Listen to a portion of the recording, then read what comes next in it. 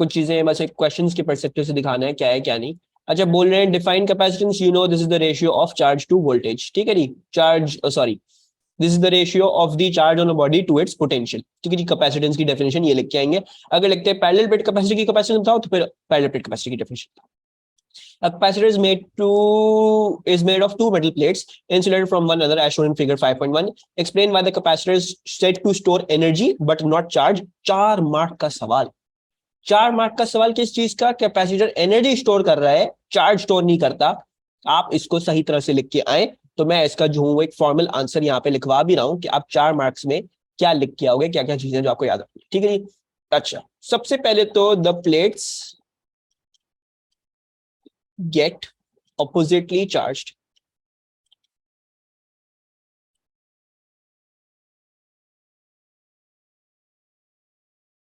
The plates get oppositely charged to equal magnitude.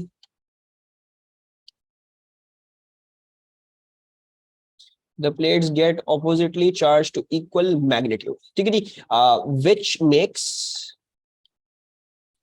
एक second, which makes the net charge equal to 0. ठीक है जी, due to the separation of the charges, separation of the charges, due to the separation of the charges, the capacitor is able to store electrical potential energy. ठीक है जी, तो ये जब लिख के आएंगे आप तो जो है आपको 4 मार्क्स मिलेंगे। अच्छा, किस किस चीज के मार्क्स है? सबसे पहले तो ये मेंशन करना कि the plates get oppositely charge. ये तो आपको बात समझ आनी चाहिए। कुछ बच्चों को सिर्फ ये लगता है कि एक कैपेसिटर पे ये चार्ज क्यू बिल्डअप हो गया, ठीक है, इसमें भी चार्ज क्यू। किसी कुछ बच्चों को पता ही नहीं होता कि चार्ज क्यू एक जगह प्लस क्यू है, एक जगह माइनस क्यू है। ठीक है जी, सो जो नेट चार्ज होता है एक कैपेसिटर पे, वो जो है वो 0 होता है, because plus Q minus Q बराबर होते हैं। एक मार्क इस चीज का हो गया। ठीक है जी, फिर ये स्टेटमेंट का आ गया कि नेट चार्ज आपका जो है वो अच्छा, और इक्वल मैग्नीट्यूड होता है। ठीक है जी, and which makes the net charge equal to 0। ठीक है, ये चीजें लिखनी है। फिर due to the separation of the charges, जब भी दो चार्जेस सेपरेटेड होते हैं, लाजमी बात है भाई, अगर मैं एक पॉजिटिव चार्ज को एक नेगेटिव चार्ज से दूर रख दूं बिकॉज ऑफ देयर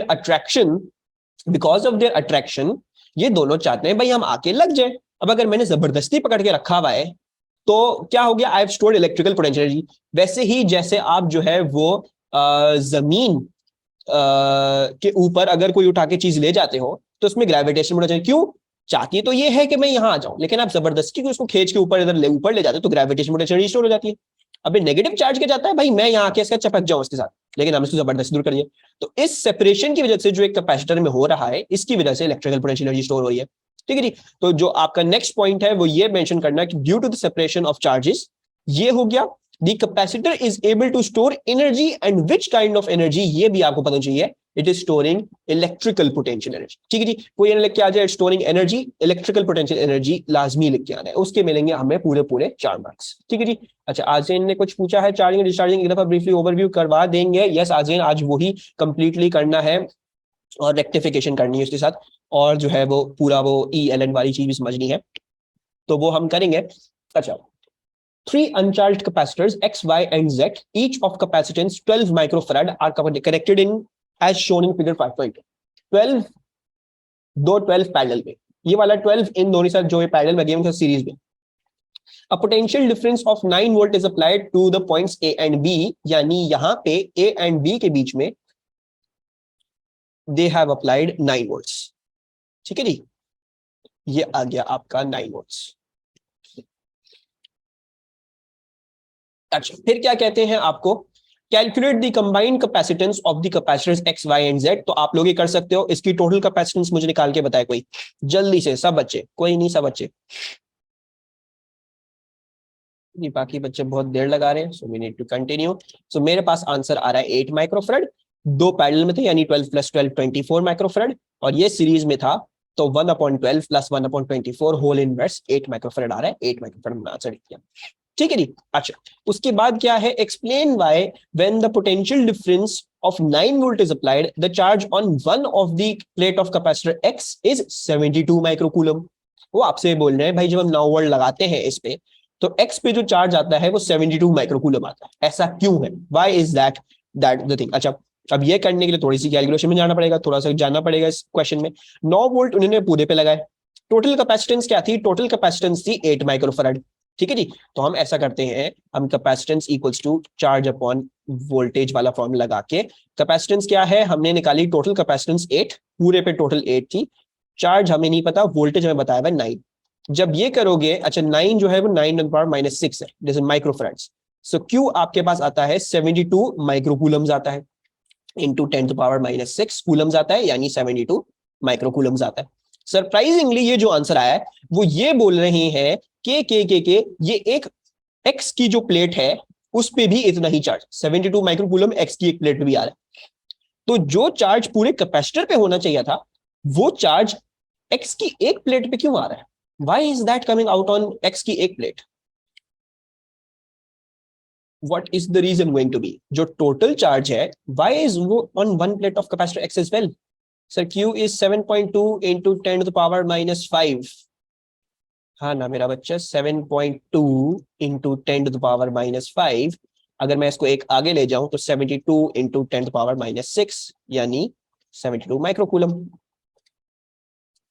ठीक है ना, वो यार tension he low. Total charge is equal on each plate.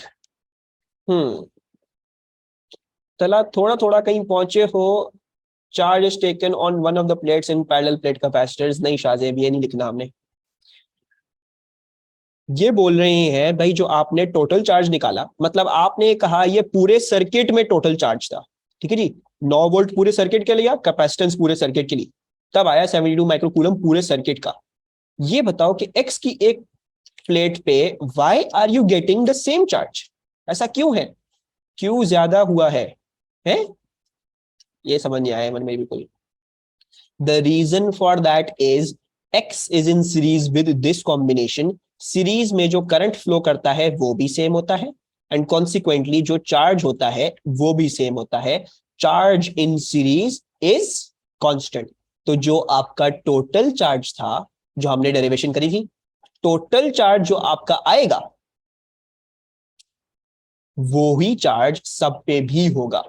ठीक है, सो जो टोटल चार्ज आपका होगा वही चार्ज जो है वो आपका सब पे भी होगा। सो एक्स पे हाँ वही चार्ज होगा। हाँ इधर जाके वो बटेगा क्योंकि ये दो पैरेलल में टूट गया है, लेकिन अगर मैं इनकी जगह एक 24 माइक्रोफेरेड के कैपेसिटर को सपोज करा तो मैंने जब इनका रिजल्टेंट निकाला है इन दोनों का, तो उस पे हाँ इस पे एक प्लेट पे होता वही charge 72 microcoulomb.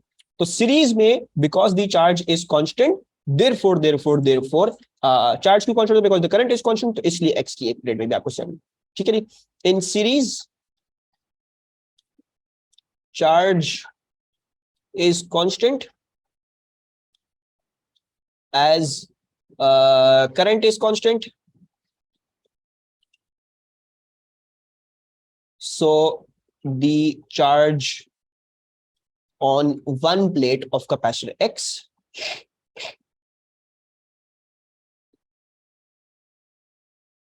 is equal to the total charge।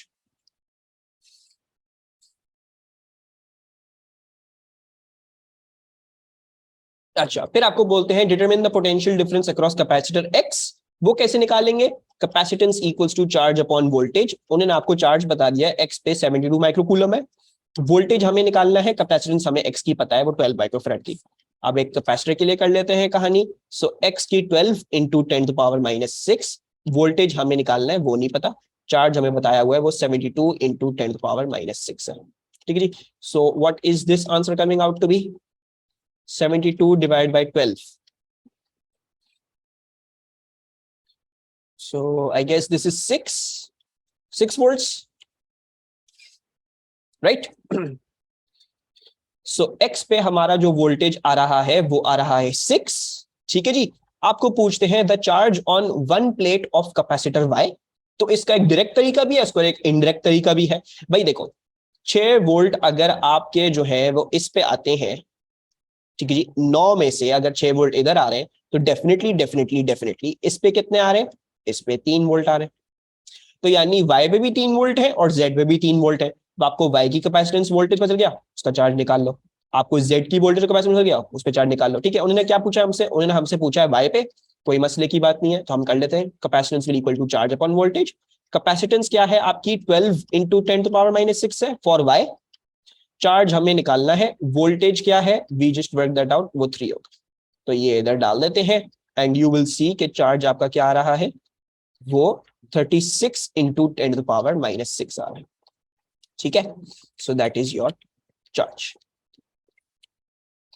दूसरा तरीका क्या था, दूसरा तरीका ये था कि अच्छा दूसरा तरीका ये होता कि आप ये देखते हैं दोनों कैपेसिटर्स क्या है, सेम वैल्यू के हैं। ठीक है जी, स्क्रीन रुक गई है, सबके लिए रुक गई है। दूसरा तरीका क्या था, भाई आपको पता है x पे 72 माइक्रोकूलम था। अब ऑब्वियसली जब वो 72 माइक्रोकूलम इधर जाएगा दो इक्वल कैपेसिटर्स में, जब वो बटने को जाएगा तो 36 के बाद जाएगा, 36 बच जाएगा, आधा आधा हो जाएगा। तो डायरेक्ट तरीका भी, मतलब आप डायरेक्ट भी लिख सकते थे कि हाफ ऑफ 72 करके लिख देते, या आप ये पूरी कैलकुलेशन भी करके दिखा दो, दोनों तरीकों से 2 मार्क्स मिल जाते। ठीक है जी, as long as there equal capacitors, तो जो चार्ज बटेगा वो भी इक्वल ही बटेगा। ठीक है जी, 2 कैपेसिटर थे इक्वल तो 2 हिस्सों में बढ़ गया, 3 होते इक्वल 3 हिस्सों में बढ़ता, 4 होते 4 हिस्सों में बढ़ता। ठीक है जी, so this is the working to this question. Any problems in this question? आगे चलें, ये नेक्स्ट वाला सवाल फिर सब जल्दी से मेरे साथ करेंगे ताकि फिर हम ये बाइंड ऑफ कर सकें, क्योंकि नेक्स्ट वाला सवाल कुछ भी नहीं है, दो लिटरली 8 मार्क्स फ्री के। Okay no problems. State 2 uses of capacitors, ये हम अभी देखने वाले रेक्टिफिकेशन करने के बाद, इस पे बात करते हैं। The combined capacitance between terminals A and B of the arrangement shown in figure 7.1 is 4 microfarad, यानी टोटल कैपेसिटेंस आपको दी हुई है 4 microfarad. Two capacitors each have capacitance C, and the remaining capacitors each have capacitance 3 microfarad. The potential difference between the terminals A and B is 12 volt. Determine the capacitance C. आपसे पूछ रहे हैं capacitance C निकाल के आप हमें दे दें। ठीक है जी, निकालना है तो कोई मसला नहीं है। भाई उन्होंने आपको बताया है CT जो है वो आपका वो क्या आ रहा है, वो 4 माइक्रोफैराड आता है टोटल कैपेसिटेंस। अच्छा, अब ऑब्वियसली ये दोनों सीरीज में है, ये दोनों पैरेलल में है। अच्छा, अगर मैं इसका निकालना चाहूं दोनों पैरेलल वालों का, तो इसकी जो कैपेसिटेंस बन रही है इनकी 6 माइक्रोफैराड बनती है। ठीक है, और अगर मुझे ये 4 माइक्रोफैराड चाहिए था तो वो कैसे आता, वो आता 1/c प्लस 1/c प्लस ये 1/6 and then answer whole inverse करते हैं। ठीक है जी, अच्छा अब इधर इनवर्स करने के बजाय हम इनवर्स उधर भेज देते हैं, यानी इनवर्स का इनवर्स लगा देते हैं। तो ये 4 उल्टा हो गया, तो ये 1/4 आ गया, ये बन गया 1/c प्लस 1/c। अच्छा 1/c ऐड होंगे तो ये बनेगा 2/c प्लस 1/6। ठीक है जी, और इधर से आप अपनी फाइनल कैलकुलेशन कर दें। ठीक है जी, I am going to just shift this हल्का सा ऊपर। आपकी फाइनल कैलकुलेशन क्या हो जाएगी, 1/4 माइनस 1/6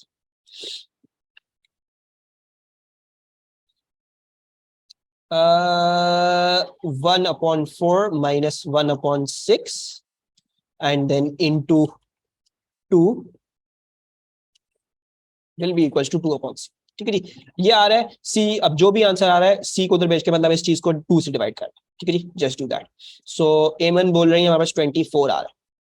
ठीक है जी, going to do c equals to 2/1/4 minus 1/6। Yes, okay. Calculate the magnitude of the total positive charge transferred to the arrangement। पूरा वोल्टेज भी दिया हुआ है ए के बी, टोटल कैपेसिटेंस भी दी हुई है 4 माइक्रोफैराड, टोटल कैपेसिटेंस 4 माइक्रोफैराड थी, एक कैपेसिटर की आई है 24 का। ठीक है, तो टोटल पॉजिटिव चार्ज पूछ रहे हैं, कोई मुश्किल बात नहीं है, C equals to Q/V। C क्या आया, C आया 4, Q हमें निकालना है, वोल्टेज हमें बताया हुआ है क्या है 12 है। ठीक है जी, बस इधर C डालते हुए ये C जो है वो 4 माइक्रोफैराड था, तो 4 × 10⁻⁻6 Q/12। ठीक है जी, सो Q हमारे पास आ रहा है 48 × 10⁻⁻6 कूलम्स, यानी 48 माइक्रोकूलम्स। ठीक है जी। अच्छा, अभी तक क्या किया, we worked out each capacitor की वैल्यू क्या है इन दोनों में से। हमें टोटल कैपेसिटी बताई थी, ठीक है, वो हमने इस्तेमाल कर ली। हमें टोटल वोल्टेज बताया था, ए और बी के अक्रॉस जो टोटल वोल्टेज है, यानी यहां से यहां जो वोल्टेज है वो 12 वोल्ट है। ठीक है जी। टोटल कैपेसिटेंस आपको एक पूरे कॉम्बिनेशन की बताइए 4 माइक्रोफैराड। सही है जी। This is all of the working that we done. अब I want you guys to answer the next two parts for me. Use your answer in two, जो आपने आंसर टू में दिया है उसको स्पेसिफिकली इस्तेमाल करते हुए state the magnitude of the charge on one plate of a capacitor of capacitance C and a capacitor of capacitance 3 microfarad. यानी सी वाले पे क्या चार्ज होगा और 3 माइक्रोफैराड वाले पे क्या चार्ज होगा। ठीक है, तो you do not need to really do calculation. कैसे हम वर्कआउट करेंगे, सी पे क्या चार्ज होगा एंड 3 माइक्रोफैराड वाले कैपेसिटर पे क्या चार्ज होगा, गिवन आपने ये आंसर कैलकुलेट कर लिया जो आपका टोटल चार्ज था, यानी पूरे सर्किट में टोटल चार्ज 48 माइक्रोकूलम था। सीरीज में जो कैपेसिटर सी बताया हुआ है, वोंट दैट बी सीरीज में, capacitor C is in series, so that means C वाला जो है that is going to be the same as the total charge, यानी वो 48 माइक्रोकूलम ही होगा।